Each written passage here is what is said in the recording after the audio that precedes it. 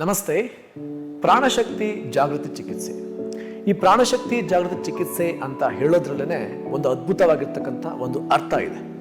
ಯಾಕೆ ನಾವೆಲ್ಲರೂ ಕೂಡ ಈಗಿನ ಕಾಲಮಾನದಲ್ಲಿ ನೋಡೋದು ಅಂತ ಹೇಳಿದ್ರೆ ತುಂಬಾ ಜನ ಒಂದು ಕಂಡೀಷನಲ್ ಲೈಫ್ ಸ್ಟೈಲ್ ಅಲ್ಲಿ ಬದುಕ್ತಾ ಇರ್ತವೆ. ಏನದು ಕಂಡೀಷನಲ್ ಲೈಫ್ ಸ್ಟೈಲ್? ಯಾವುದೋ ಒಂದು ಆರೋಗ್ಯ ಸಮಸ್ಯೆಗಳು ಬರುತ್ತೆ, ಬಂದಾದ ತಕ್ಷಣ ಏನ್ ಮಾಡ್ತೇವೆ? ನಾವು ಮಾತ್ರೆಗಳಿಗೆ ದಾಸರಾಗ್ತೇವೆ, ಅಥವಾ ಆಪರೇಷನ್ಸ್ಗಳಿಗೆ ಮೊರೆ ಹೋಗ್ತೇವೆ, ಅಥವಾ ಜೀವನ ಪರ್ಯಂತ ಇನ್ನೊಬ್ಬರ ಮೇಲೆ ಅವಲಂಬಿತವಾಗಿ ಬದುಕು ಸಾಗಿಸ್ತಾ ಇರ್ತೇವೆ. ಒಂದು ಸಮಸ್ಯೆಯಿಂದ ಸಾವಿರಾರು ಸಮಸ್ಯೆಗಳನ್ನು ತಂದುಕೊಳ್ತಾ ಇರ್ತವೆ. ಆದರೆ ಯಾವುದೇ ಒಂದು ನಿಮ್ಮ ಚಿಕಿತ್ಸೆಯಲ್ಲೂ ಕೂಡ ನಾವು ಚೇತರಿಸಿಕೊಳ್ಳುವಂತ ಸನ್ನಿವೇಶಗಳು ಬರೋದೇ ಇಲ್ಲ. ಬದಲಾಗಿ ಒಂದು ಸಮಸ್ಯೆಯಿಂದ ಸಾವಿರಾರು ಸಮಸ್ಯೆಗಳನ್ನ ತಂದುಕೊಳ್ತಾ ಇದ್ದೇವೆ. ಇದೆಲ್ಲ ಯಾಕಾಗ್ತಾ ಇದೆ?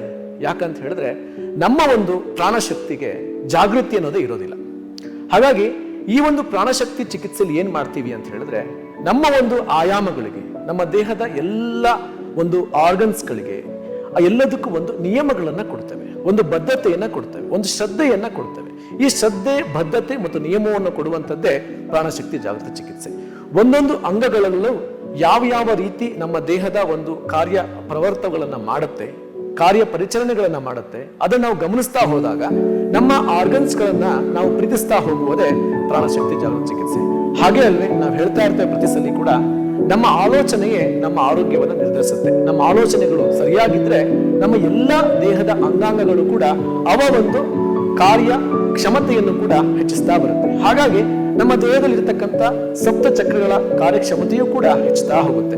ಯಾವಾಗ ನಮ್ಮ ದೇಹದಲ್ಲಿರ್ತಕ್ಕಂಥ ಸಪ್ತ ಚಕ್ರಗಳ ಕಾರ್ಯಕ್ಷಮತೆ ಹೆಚ್ಚುತ್ತಾ ಹೋಗುತ್ತೋ ಆಗ ಯಾವುದೇ ಒಂದು ರೋಗ ರುಜಿನಗಳಿರ್ಲಿ, ಯಾರ ಮೇಲೆಯೂ ಅವಲಂಬಿತ ಆಗದಲೇ, ಹಾಗೇನೆ ಯಾವ ಸಮಸ್ಯೆಗಳಿಂದ ಮರು ಸಮಸ್ಯೆಗಳನ್ನ ಸೃಷ್ಟಿ ಮಾಡಿಕೊಳ್ಳದಲೇ ನಮ್ಮ ಆರೋಗ್ಯ ಸಮಸ್ಯೆಗಳನ್ನ ನಾವಾಗಿ ಸ್ವತಃ ನಮ್ಮಿಂದಲೇ ಅದರಿಂದ ದೂರ ಆಗ್ಬೋದು. ಇದೇ ನಮ್ಮ ಪ್ರಾಣಶಕ್ತಿ ಜಾಗೃತಿ ಚಿಕಿತ್ಸೆಯ ಒಂದು ಅದ್ಭುತವಾಗಿರ್ತಕ್ಕಂಥ ಸಾರಾಂಶ.